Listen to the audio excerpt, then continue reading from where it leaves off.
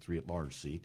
So, hey, welcome, Curtis. Thanks for being here. Thank you for having me. I appreciate the energy that you guys are already bringing to the table. This is going to be fun. So a few personal questions. Not too personal, but... Okay. You promise? How long have you been a resident of Pinellas County? Oh, born and raised. Yeah, Born and raised. A legitimate born and raised. I was born right at Morton Plain Hospital. A true Floridian. Okay. True Floridian. That's where my wife was born. See? There you go. We found common ground already. Yeah, I grew up, I think, like 15 minutes from here. So, yeah. Well, I'm going to ask you to tell us a little bit about your family, and I'm also asking you, do you currently have children in the Pinellas County public school system? And I just want to make a quick note here. Focuses on you, not on me, but we do share something in common. We both have adopted children. Yes.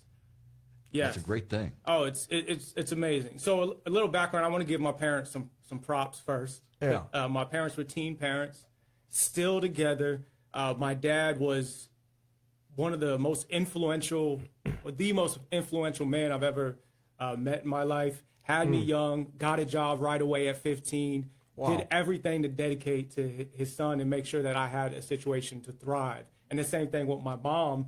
She started working full-time at a medical office, and while working full-time, went to school full-time at night and became a teacher herself. So now my mom is a teacher in public schools. I just want to give them a shout-out because they're truly incredible. The older you get, the more you realize how awesome your parents were. The more you appreciate them, for sure. 100%. Because I was a knucklehead at times as a teenager, and We I all did not have been. appreciate it. So I still am at times. Only on the air, though. I would never believe that based off of our initial interactions. So transition to now, we adopted our 2 children through the Florida foster care system. Just in case they're listening, well, they're at school, but in case they listen now, Frankie, Maggie, what's up? My little girl especially loves when I shout her out, and I do that at work too. So we finalized that in May, and it was an experience that was completely life-changing and perspective-changing. I remember when I ran programs, I had single parents, other parents that reported to me, and they would tell me about work-life balance and how do you manage being a parent and being in the workforce, and I would listen. And I'm like, okay, I get it. I didn't get it. I didn't understand until I had my little girl running through the house and saying, Daddy, why are you leaving for work for a week? Yeah. That's when I was like, okay, now I get it. Yeah, I mean, come on. You're very well experienced to the extent that you've been to Tallahassee. You've offered suggestions to the legislature up there. So, we don't want to undersell your experience. I appreciate that. Not at all. But I did want to ask you something about your business. Yes. And that is, first of all, what sort of business do you operate? How would you describe that? Yeah, so I started working as a case manager with some of the most at-risk youth in Florida and then in Pinellas County. From there, they gave me the program manager opportunity where I oversaw all of Circuit 6, Circuit 12, and Circuit 13, which is from here, Sarasota, to Hillsborough. Wow. From there, I was promoted to transition director, where I oversaw all of Central Florida. So from here all the way to Brevard, and we served 145 of the most at-risk young people per se. So a state of Florida employee, I would So imagine, I how'd worked. that work? Yeah, I worked for a nonprofit that was funded through the Florida Department of Juvenile Justice, which is state dollars. Okay. And we helped youth that were the most at risk. And when I say most at risk, this isn't just they're missing days at school. They've been involved in the justice system very early on. And our role was to get in the houses, get in the communities. Let's get them mentors. Let's find them a job. Let's make sure they graduate and then can transition into the workforce so that now we're all part of this community. Right. So I did that for about 15 years. And then I was like, okay, I want to expand beyond Florida, but if I'm being honest, I also wanted to work for myself. I wanted to be able to make decisions without having to go through all the different levels, all the bureaucracy. The entrepreneurial spirit. 100%. Yeah. And then I wanted to strike when the iron was hot and the timing was right. So I created my own company now, which is Speak for MC, Speak for Motivating Change. After our adoption of our little girl, I actually changed the M to Maggie. So Speak for Maggie's Change. Just, I mean, she'll appreciate it one day. Well, here's my follow-up question to that, Curtis. How will your business experience, let's say, inform your decision-making as a school board member should you emerge as the winner in your upcoming school board race? Yeah, absolutely. So everything that I do before my company and with my company is about collaborating with multiple partners, multiple seats at the table, different contractors. their priority is employment. We got another one whose priority is education. We have another one whose priority is the young person just doesn't reoffend. And what you learn very soon, and I also sit on, I'm the state rep for SETA, which is one of the largest workforce agencies. Okay. And then I sit on the circuit advisory board in Pinellas. What you learn very quickly is everyone's agenda, for lack of a better word, what they're working towards is the most important thing to them. So the idea is, as a leader, can you bring everyone together working in the same direction, even though everyone has the thing they think is the most important? You're delicately revectoring, and that's what gets everybody on the same page here. Yeah. Which is good. So my next question for you, Curtis, is looking at Pinellas schools as you have, and looking at the situation. I mean, you've really obviously studied it, from what I can tell. Still learning. Where do you see Pinellas public schools succeeding, and where do you see them failing? Yeah, and to your point, and we were talking about the foster care system before, where I had so much experience with it, but I really didn't understand it until I got in it. It's the same thing with education now from this perspective. I'm learning things that, oh, this is what happens behind the scenes. This is what affects these decisions. So I'm learning every single day. I'm by no means, the most experienced, but again, experience comes with how willing are you to listen and learn. Yeah. To your point, succeeding, I think the very first thing I see is we have some of the best teachers in Pinellas County, in the state of Florida, and in the nation. The work they put in, the care, the why of why they get into this field. It's not about fortune. It's not about fame. I think about my mom. My mom took a pay cut to be a teacher, right? My mom went to school full time in the evening and had to sacrifice so many things to be a teacher. Our teachers are incredible. And point was hammered home when I did the Great American Teach-In recently. I don't know if you're familiar with that, but yes. So I went in there and I hosted a class for 3rd, 4th, and 5th graders, back to back, for only an hour. Yeah. After that, I was drained. I literally looked at my mom like, "How do I speak for a living?" And after an hour of this, I was like, I need to go get a coffee and just like stare at some sports for a little bit, you know? So what our teachers do every single day, and especially in Pinellas County, they're incredible. We are succeeding there. We need to continue to lift them up. I can relate to some of those experiences. I have been to the Great American Teach-In as a speaker. Yeah. My wife actually was 30 years as a guidance counselor in the public school system here in Pinellas County. I did teach for a short while, for about 9-10 years myself. I bet the kids loved when you went. You did radio with them? Or I was also doing radio part-time. And also doing voiceover work on the side in addition to that. So a lot of them would pick that out, especially minority children. They'd always, "You sound like a man who's on TV," Well, and it opens up opportunity to kids. A lot of things they don't. I remember when I was working with at-risk youth, I would drive a young man from St. Pete, who was in my program, and take him to Clearwater Beach. And I remember driving him there, and while we're going over the bridge, he's like, "Man, this place is awesome. This is crazy. This is so cool." And it blew my mind, because I'm like, this is 15 minutes away, 20 minutes away, So just exposing opportunities to young people, it can kind of flip that switch. Like, oh, I can do this. Like, I mentor at Dunedin High School as well.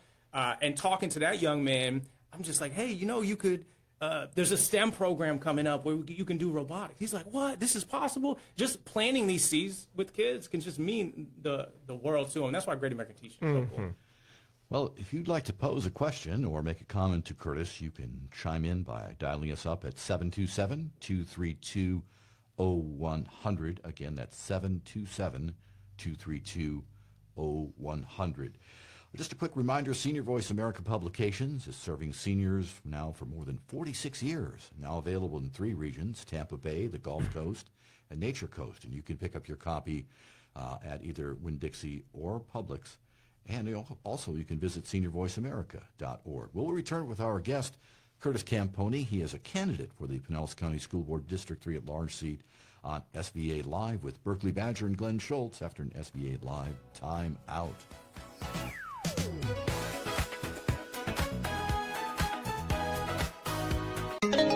This is the Tan Talk Radio Network. Hey folks, Berkeley Badger here with Senior Voice America. It's a fact that almost half of all Americans living into their golden years shall require an extended stay in a nursing home. Long-term care insurance helps, but most must rely on private savings and Medicaid. Learn how to protect your nest egg while becoming eligible for government assistance. You cannot simply gift away your money to become financially needy. Get the facts from Seventh Day Financial at 796-3339. That's 796-3339. Where can you find a nutritious breakfast, lunch, and snacks? Stimulation through arts and crafts, sewing, movies, and a library? Daily bingo, domino tournaments, a putting green, chair yoga, and group games? It's all happening at the Elder Club. Want to check it out? Look for a one-day VIP pass in Senior Voice America. The Elder Club, 9735 Highway 19 in Port Richey. Open from 9 to 5. Call the Elder Club at 727-484-7199. That's 727-484-7199. Comfort and entertainment space for wise ones. The Elder Club. Here in Alaska, we understand real value. Things that last, like hard work, family, and the land beneath our feet. Gold and silver have stood the test of time, too. When markets rise and fall, precious metals can help protect your savings and add balance to your retirement savings. That's why we've partnered with Goldco, the #1 rated precious metals company. Right now, they're offering a free 2025 gold and silver kit to show you how to help protect and diversify your retirement savings in these uncertain times. And for a limited time, you could even qualify for up to 10% in free gold or silver with a qualified account. Call 844-960-GOLD to learn more. That's 844-960-GOLD. 844-960-GOLD. Again, call 844-960-GOLD. Did you know that 1 out of 7 people experience some form of dental anxiety? And it's your teeth which pay the price. Well, with Dr. Monticello at Florida's largest sedation dental group, the fear of that approaching needle simply goes away. Sedation Dentistry helps people with dental anxiety get through the procedure with ease. There are 12 locations to serve you, and you can find them along with more information at happydentist.com. That's happydentist.com. You can also give a call to 813-DENTIST. That's 813-DENTIST. Sedation Dentistry makes it happen. Why pay big wireless prices when you don't have to? With Consumer Cellular, you get the same nationwide coverage, including 5G, for up to half the cost. Plans start at just $20 a month with 100% U.S.-based customer service that's easy to reach. Switch today and start saving without sacrificing coverage. Call 844-362-1384. That's 844-362-1384. Consumer Cellular. Big wireless coverage without the big wireless cost.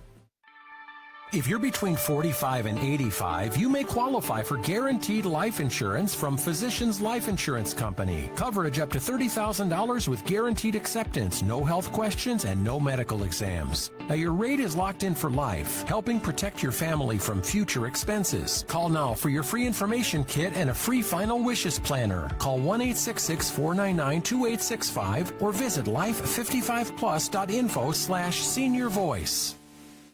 We all have that desk, table, or floor lamp that we love. It's part of our home, but over time, the wiring can become brittle. A plug or socket can work its way loose, or the switch itself can wear out, all presenting a safety hazard. With Lamp Medics, there's no need to replace the whole lamp. Lamp Medics can repair it. Lamp Medics does repairs, rewires, and even does glass replacement. And lampshades as well. Open Thursday, Friday, and Saturdays from 10 to 2, and free pickups in the Tampa area on Wednesday. Call 727-605-0770 or lampmedics.com.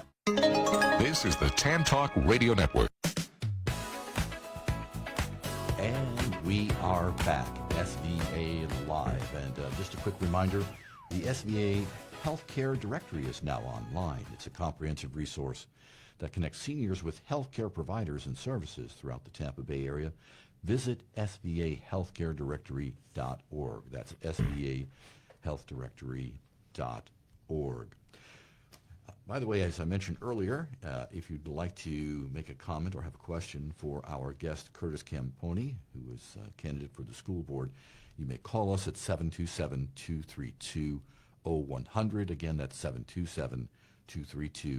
And as I mentioned, we're continuing our conversation with Pinellas County School Board District 3 at-large candidate Curtis Campogni. I think I already said that, so I'll move right along here. Well, we previously asked you about some of your priorities, I guess, if you were elected to the school board, or did we? No, we didn't get to that. No, I had a couple of questions. The owner jump in. So No, please. What's this about teachers having to spend their own money to get extra things for their kids? You know, when we hear all this stuff about the Florida lottery, which I've got my own opinion on the Florida lottery because, you know, at one time, you know, the educational budget was the budget. And it, you know, came out of the general funds and all of that. And then when the Florida lottery came along, it's like, oh, this is for education. Yeah, it's for education. And then the state of Florida, the what would have been the budget for education got to be displaced somewhat by the lottery funds. I mean, but yet we have this lottery funding, and it's so great, but yet we still have the teachers having to dig into their own pockets and purses to supplement supplies for the classroom. Do I have this right, or am I just sort of off base? What's the rest of the story? Seeing both of you guys either have been educators or have had educators in your family. So, Curtis, what do you think, man? Yeah, I think you're correct. So, big picture, I found that this is an issue just with helping professions in general. Like, I remember as a case manager, I had a salary, which when I first became a case manager, a bachelor's degree, the state program, I was making $29,000 a year, $30,000 a year. Less than $15 an hour. Oh, it's wild. But what you don't see beyond that is when, like, let's say I'm taking a youth to a job interview. Right. I stop off at the store. He hasn't eaten all morning. Right. I'm not going to not get him food. I'm paying for that, right? If all of a sudden he gets in the car and you realize that he doesn't have an appropriate shirt for the interview, we're running to the store. I'm paying for that. So just in helping professions in general, they're doing so much behind the scenes that you don't see. Mm-hmm. And that's definitely true for teachers. Just quick story. A while back, one of the schools asked me, my company, to donate. So I donated, sponsored a class. And I get a thank you letter that says, hey, thank you so much, Speak for MC, which is my company. I was able to purchase more copy paper with your donation. It's like copy paper. That should be rote. It should be there no matter what. So, yeah, I called the school. And I was like, well, hold on now. I said, why? If you need copy paper, my company, I'll go to Staples right now. My company will pay for that, and I'll get you a bunch of copy paper. You know what I mean? That's not where that money should go. That money should go to elevating the experience for the student and the teacher that they don't have in their traditional funds. That's what we should be doing, right? But that school did reach out a couple months after and said, hey, let you know, donations no longer go to stuff like this. We've increased what we can spend on this. So their budget somehow got increased. They said we're going to allocate more for things like copying. So it can be adjusted. You dive deep into it, but this stuff only happens if you bring awareness to it, you talk about it, and you ask questions. When I made that call, I didn't say this is unacceptable. I said, hey, talk me through this. Ask a question. What's going on? Like what makes the money go here instead of here? And then that affected some change. Well, that brings to mind, this seems like a sort of a healthy, if you will, school system business, partnership here. And one of the things that I appreciate about your candidacy is that you as a businessman bring a different perspective. You're not a retired principal or some person who's, been in the education system, which is not necessarily a bad thing, but you're coming with a fresh perspective. So having said that, I know this is kind of a dipping into generalities here, but when you assume that position, day one, what is your top priority, or are there top priorities that you're going to be looking at when you serve as a school board member? Yeah, and I appreciate what you said about the other perspective, because I am not coming into this to say, all right, I finally get to be in politics, or I finally get to be a politician, or this could be a stepping stone to go somewhere else. Anything I do historically, when it has to do with helping young people and families, is just about change. Can I influence change? Can I add a different perspective that'll impact change in the long term, not just the short term? So that's why I'm doing this. Top priorities right away, based off my experience. When you take over a new program, when you're ushering in new change, when you're interacting with new partners, the initial inclination as soon as you get in there, put all the solutions in place, start saying what you want to have done, come in there and just kind of steamroll things because you're in there for a reason. And people could think, hey, I'm setting the objective. Correct. By doing that. Yes. But that's not always the better way of doing things. No. Yeah. And now, if I'm a private business owner where I'm only responsible for me, maybe I can do that. Yeah. But the school board, that's not what's happening. You have school board members, you have community partners, you have school staff, you have parents. And the other thing with the school system, I always knew, but I'm learning more and more. There's a lot of emotion involved. I'm a parent. When I think about the schools, I'm thinking about my kids. That's right. So the very first thing I need to do is I need to host listen and learn sessions with the community and real ones. I spend a lot of time on listen and learn sessions for my company. I do a lot of panels. I know I want real questions. I want to find out not just what's going well. What do you think needs to get better? Tell me where you are right now. And the other thing that's important is what's the here and the now. I can guess or I can form an opinion on where we are based off conversations I'm having now. But in August, and next year, things are going to be different. So the very first thing is let's have a listen and learn session. And I also need to bring all of our partners that are currently at the table collaborating with the school system and ask them, all right, give me the real. I know it's said on the surface. What's really happening behind the scenes and what's really working and what's not. And I'm not going to take offense that if you tell me something's not working. I'm actually going to be excited about it. So that means we can fix it. So we got to meet with our community partners. We got to meet with parents. And then I have to meet, obviously, with the school board and who's sitting on the school board and have real conversations with them, too. Why are you here? What do you value? What are you trying to accomplish? What can we have common ground on? And I see that whole issue of what you brought up in your question number 2 from your site about empathy. Yes. You're actually trying to understand people, be where they are, be with them. And so you talk about strategic empathy as a way to improve our schools. What exactly does that mean, though, Curtis? How does that work? Thank you for asking this. So I speak and train on strategic empathy more than any other topic. It's something I'm so passionate about. And it became even more strengthened through the foster care system because I was feeling emotionally that things needed to go in a certain way. But was I able to step back and try to understand why they're not? And strategic empathy, which people confuse all the time, they think empathizing with someone means condoning their behavior. They think empathizing with someone means agreeing with their behavior. It has nothing to do with either. Strategic empathy is saying, I am genuinely curious what the world looks like from your perspective and what led to that decision. Not because I'm going to condone it, not because I agree with it, but because I want to understand it, because I know if change is going to happen, it has to start there. So think about this day and age, social media, all the misinformation, all the things our kids have that we didn't have to go through. Like we had AOL Messenger, you know what I mean? Like we had the dial-up internet. These kids, everything is accessible on their phone. Teaching them how to think beyond their emotional reaction and what's really happening can go a long way. Teaching parents and teachers to say, hey, if this behavior comes in your classroom, yes, it might make you feel a certain way, but can you say, all right, what's happening behind that feeling? Can I think beyond my emotional reaction? And again, I really stress this. It has nothing to do with agreement. I empathize with people all the time who their core values don't align with mine. And I'm okay with that because I can separate because I want to understand the why. Yeah, you have to put yourself in other people's shoes, which helps you to gain perspective. And if you can't gain perspective, you can't build a consensus. And you're a consensus builder is what you are. And there's never a need to ask or to make any kind of statement that would sound argumentative or inflammatory or even blamatory. I'll make a new word right there. Blamatory. Blamatory. I'll pull a Bush word out Add there. that to the dictionary. There you go. Yeah, page 37. I'm going to use that.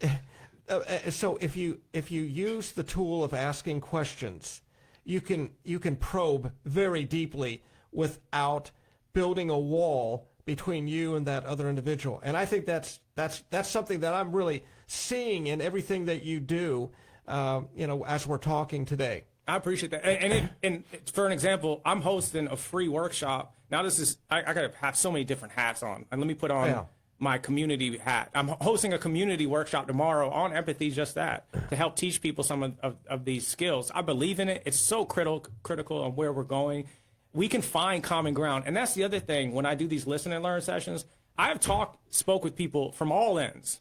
Some people who, when I initially speak with them, are angry at me. And they don't even know me. I'm like, why are you so angry? Right? Yeah. But if you can get beyond that initial frustration and just listen, and we have common ground. That's part of the issue, is that when it comes to the speed of social media knows that the fastest one to build consensus around something, whether it's right, wrong, or indifferent, that becomes a standard of sorts that you sometimes have to get over. Yeah. And how would you do that? Again, asking questions, probing.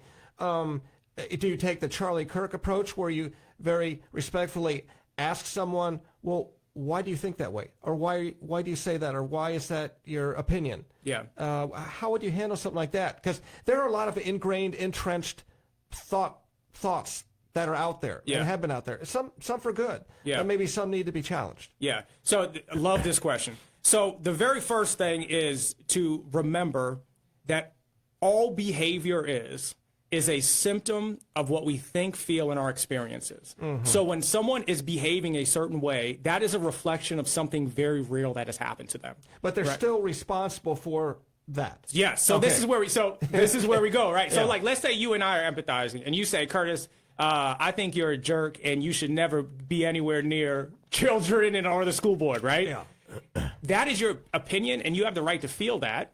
And then I'm going to be genuinely curious of what led to that opinion. Now, if after saying that opinion, you stood up and like punched me in the face, okay, now we've gone away from empathy, because now this is a different issue, right? Because you went beyond that feeling. So you do need to separate the two. We're not condoning hurtful or violence or anything like that. But to get back to your initial question, the very first thing you have to do when considering, all right, how am I going to engage with this person or this situation, is ask yourself, what's my goal? Right. And I know it sounds simple, but really, what is your goal? If your goal is to find common ground that can lead to problem-solving solutions, a way forward, then empathy has to be there. You have to be curious and interested in a perspective. But maybe your goal is just to go home and watch Netflix, and I don't got time for this. Then if that's your goal, then respond accordingly. You just have to ask yourself, what am I trying to accomplish out of the situation? Because if your goal is to cause real change, me getting in a back and forth and calling you names, that's not going to get us there. But finding common ground, is there some kind of absolute, either moral absolute or standard, that you might call against or have in the back of your mind? Because finding common ground, to me, sounds like, it's somewhere in between what you think and I think, and we both could be pretty far off of the standard or where things should be. So where's the standard? Where's your standard? Where's your moral compass? We'd like to know. I love these questions so much. Okay, so the very first thing is remembering, too, that empathy has nothing to do with agreement. So the expectation isn't that we have to leave this conversation us agreeing. That's not the expectation. The expectation is we leave this conversation with understanding, which is different, right? I believe there is almost always common ground. I'll give you a quick example. I was doing some door knocking, and I door knocked, and before I can even get any words out, the gentleman said, and by the way, when I do door knocking, and I'm being told this is not how you do it, I'll knock on anybody's door. Like, I don't target one specific group. So before we can even get in a conversation, he says, our teachers are indoctrinating kids. Our teachers are doing X, Y, and Z to kids, putting their ideology on kids. Before I can even say anything, right? So instead of saying, that's not true, my mom's a teacher, how could you say that? I said, well, what do you mean by indoctrination? And then when was the first time you said, okay, this might be an issue? And we started talking about it. And then after listening, he was willing to listen to me. And I said, my lived experience, I've been in schools my entire life. My mom's a teacher. I haven't seen that occurring, right? But he didn't react to that in an angry way. And then we went to common ground and said, all right, let's see if we can find some common ground here. What we found is we both support transparency and communication for parents, that we know what's going on. And we left that cool, even though we started from places that are completely disagree on that one specific issue, right? So empathy takes two to tango, but one to take the lead. Before our break, can I give you just a little bit of advice? Please. When you're out there door knocking, don't wear a white Oxford shirt with black trousers. Okay. This is I don't know. I think it looks good. Running your 10-speed bicycle with your buddy who's waiting curbside. You know what? I'm going to do it as an experiment now. We're going to see the type of reaction I get. Well, you think about, you talk about empathy And Berkeley mentioned, sometimes there are extreme positions, and you referenced one there, well, not necessarily extreme, but different positions. But it's kind of like trying to bring a vegetarian and a avowed meat eater together, Yeah. In a sense. Hey, listen, Grab a vegan. It's time for a quick SBA news update, SBA Live news update. This And just in. Lawmakers advance tax breaks and incentives to attract the flying car industry. That's right, the Jetsons are here, Berkeley. State lawmakers hope Florida will play a major role in efforts to develop new technologies for air transportation. Judy was cool. As a key state legislative committee advanced a proposal this past Monday to help those efforts take off in the state. Now, the incentives include tax breaks on aircraft, batteries, training equipment, and electricity used for the new type of aircraft. The proposal allows the Florida Department of Transportation to fund infrastructural improvements, streamlines regulations for the building of vertiports, and allows public-private partnerships to be used to construct the new facilities. In addition to that, Osceola County clerk, and Osceola County rather, not a clerk, but Osceola County, seeks design firm for a $225 million project, that's in Neo City projects, including an arts center and park. Osceola County is seeking to design firm for several major components of the Neo City development, including a new performing arts center and a 5-acre public park. Neo City, the county-owned 500-acre technology district, is envisioned as a hub for semiconductor manufacturing, advanced research, and sustainable development. And in sports, by now you've probably got this, but, well, we'll say it anyway. Super Bowl 60, the Seattle Seahawks emerged victorious, defeating the New England Patriots 29-13 to the tune of a record 7 sacks. They caused 7 sacks. Wow, that's a very impressive statistic. I think the record were the field goals. I thought he was going to be the MVP until, what was it, Williams or The running back. the running back? Yeah. Yeah. So, but that was certainly another record for the record books, the number of field goals in the Super Bowl. In addition to that, the Olympics, right now the Americans are at 8 medals at last check. The only one that I recall off the top of my head where we had a medal was a silver in curling.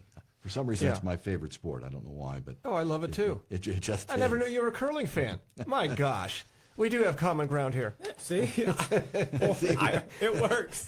Just because Curtis was here, Curtis has brought us together. I am moved to the heart. We'll return with our guest, Curtis Campogni, candidate for the Pinellas County School Board District 3 at large on SBA Live with Berkeley Badger and Glenn Schultz after an SBA Live timeout.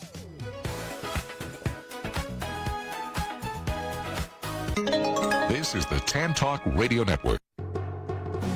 This is your Gold Report, brought to you by our newest partner, Goldco. Gold prices have reached a historic milestone, surpassing $4,000 per ounce. Now, this surge reflects a significant increase over 119% within the last 5 years. Have you seen the price of silver lately? It's shot up over $50 per ounce, a jump of 107% in just 5 years. And the stock market? It's seen about a 57% rise in the same period. So isn't it time you learn more about how owning precious metals can help protect your retirement savings? Call Goldco at 844-960-GOLD to claim your complimentary 2025 gold and silver kit and ask how you could get 10% in bonus gold or silver, tax and penalty free with a qualified account. Call 855-960-GOLD. That's 855-960-GOLD.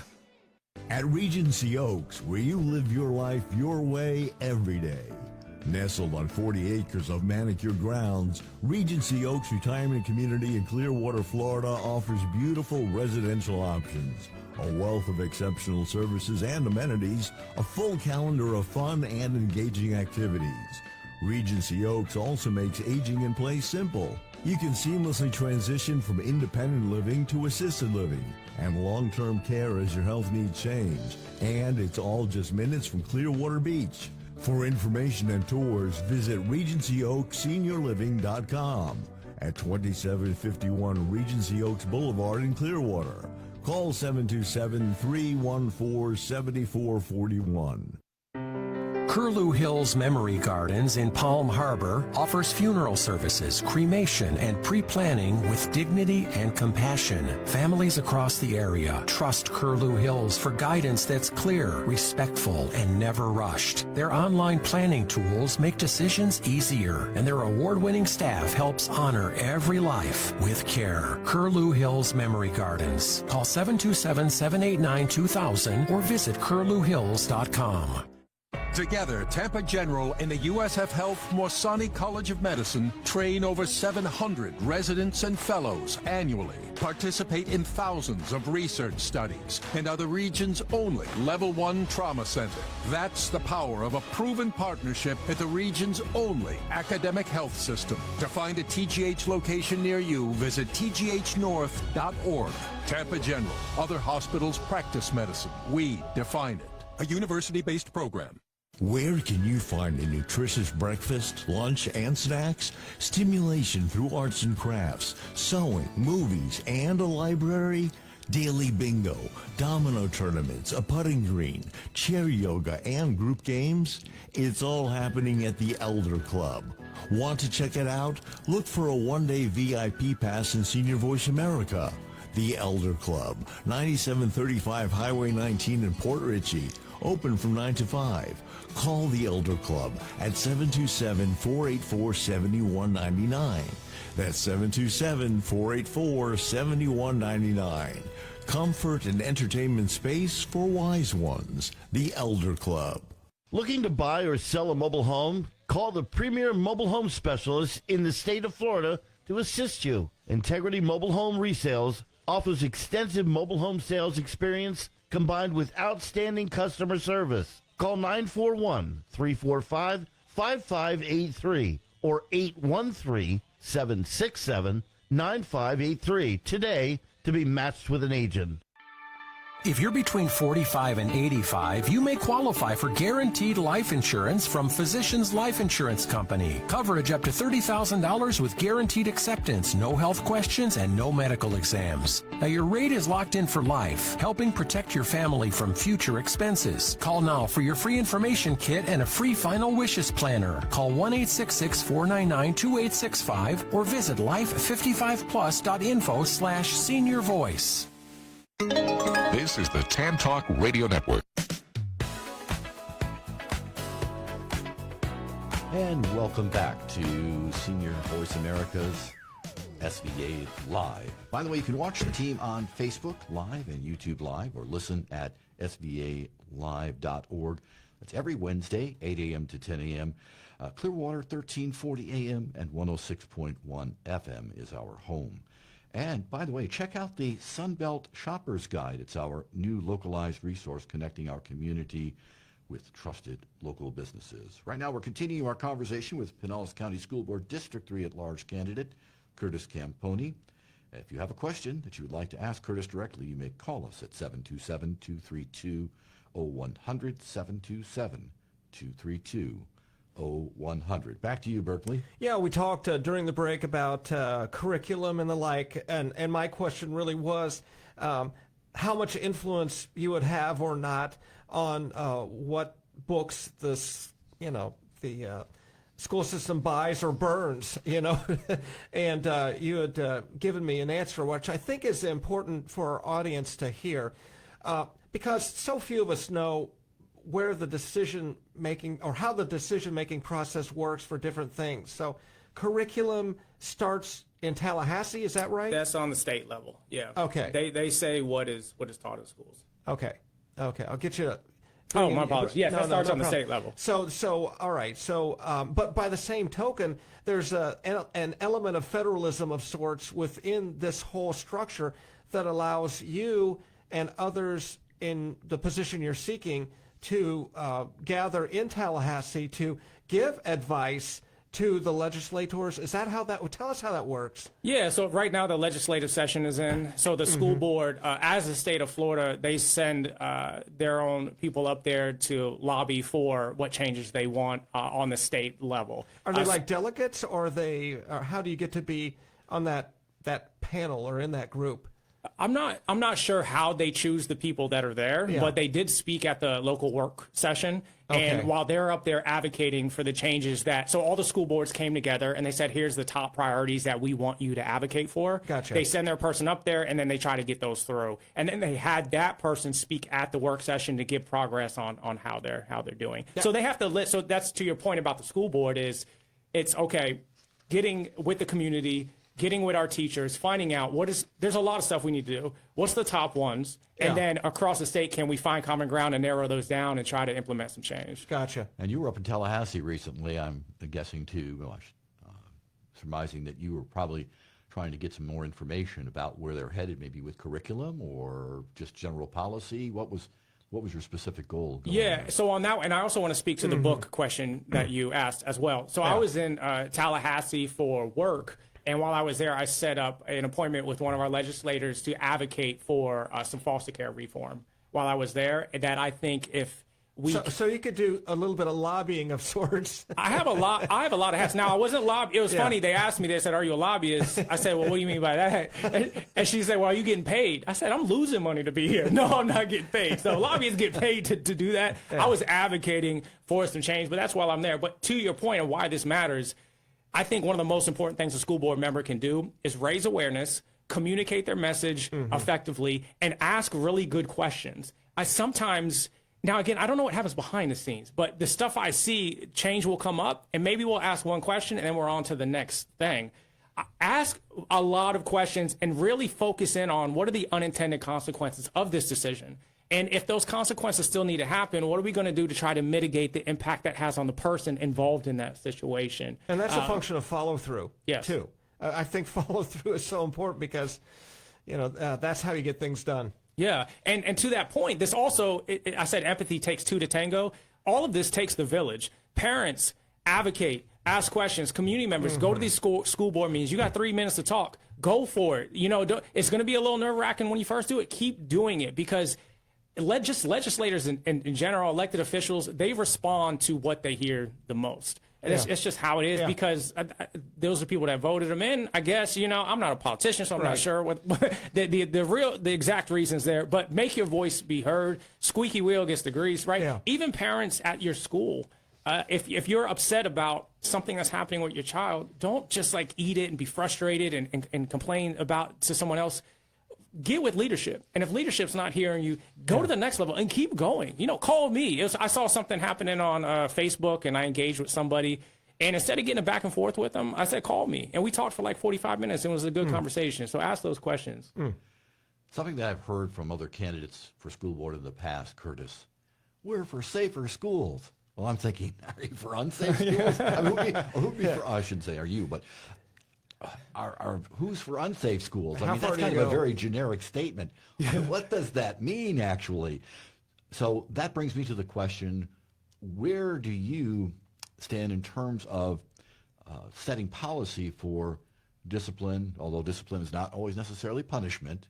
Or security. Other things. But what would be your approach that you would like to advocate for in the school system? Yeah, it's a great kind of a generic question. It's a great question. It's a long answer, but it's a great question. So to your point, there's a lot of things in, I guess, politics that are general. People are I'm for this, and you're like, okay, what is that, right? So when someone says I'm for safety, it's what do you mean by safety? Because there's a lot of different ways to be safe. So first, there's the logistical safety, the safety of the school itself. When I drop my kids off at school, I want to know that someone's not going to be able to get on campus that shouldn't be on campus. I want to know that if a crisis happens, that crisis is going to be taken care of in an efficient way that's going to keep my kids safe, right? That's what we need to know. That place is secure, and the only people that are on there are the people that are supposed to be on there, right? That's a logistical safety. But I also want to know that my children are psychologically safe.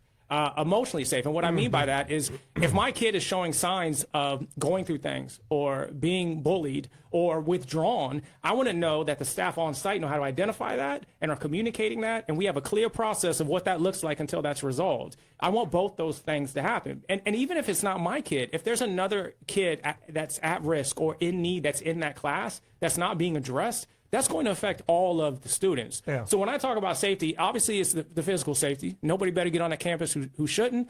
They have level 2 screenings now. That thing better be safe. I want to see resource officers, all of that. But then when we get in the classroom, what are we doing to make sure mentally my children and the other children are protected, are safe? And that's important to me. So when I think safety, I think it's two-pronged.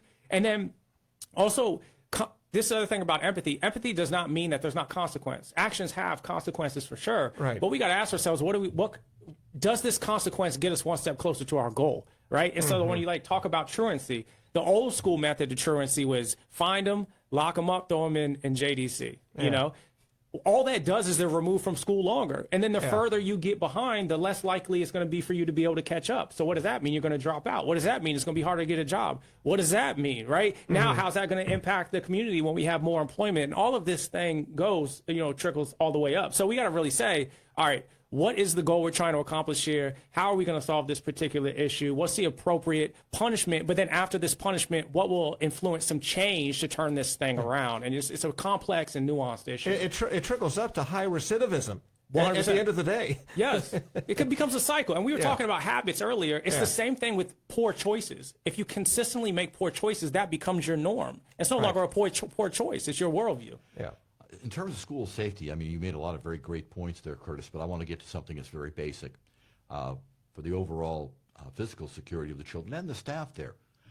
Would you be in agreement with having a certified, licensed, properly credentialed, armed staff member, not necessarily a teacher or an administrator, on campus to be there in case something goes down that should not be happening on the campus? Yeah, and so when we say staff member, I want to know who that staff member is, how they're trained, what's the background, the nuance of that. Teachers, I do not want teachers armed. I do not want my mom being armed. But for 100%, if someone brings a gun on campus, I want to know that we have the procedures and the resources in place to keep as many children safe as fast as possible. And if that means adding additional resource officers or having some additional support from law enforcement, let's have that conversation and talk about it. As long as it's done in a way that then doesn't get into when we're talking about the emotional safety of our kids as well. And it can be done. Yeah. We're running out of time. How the listeners out there who say, yeah, this guy's good, how can they find out more about you and support? You got to build a team, man. Yeah. Yes. So we got about a minute or less. Yes. So have at it, man. So Curtis for allpcs.com. So it's Curtis, CURTIS, for all PCS, which the is number Pinellas County School four. Board. Yes. And the easiest way, if you just Google my name, Curtis Campogni, you'll find as much as you want about me. You'll find my websites. That's the easiest way to do that. Or you can go to all the social medias. I'm on all of them: Facebook, Instagram, LinkedIn. Type in Curtis Campogni or Curtis for all PCS. You'll find my information. We're building a team right now. I cannot do this by myself. We need phone. We need to call people. We need to canvas. We need to raise money. We need to get the word out. I'm not asking for people to necessarily convince voters that they should go in my direction. I can do that, but I do need people to help me start the conversation and raise awareness about what I'm trying to accomplish. And we'd like to thank our guest today, Curtis Campogni, who is a candidate for Pinellas County School Board District 3 at large, that District 3 at large seat. A wealth of information. Thank you so much, Curtis, for giving of your valuable time. By the way, watch the Facebook Live and YouTube Live team or listen to svalive.org. That's every Wednesday, 8 a.m. to 10 a.m.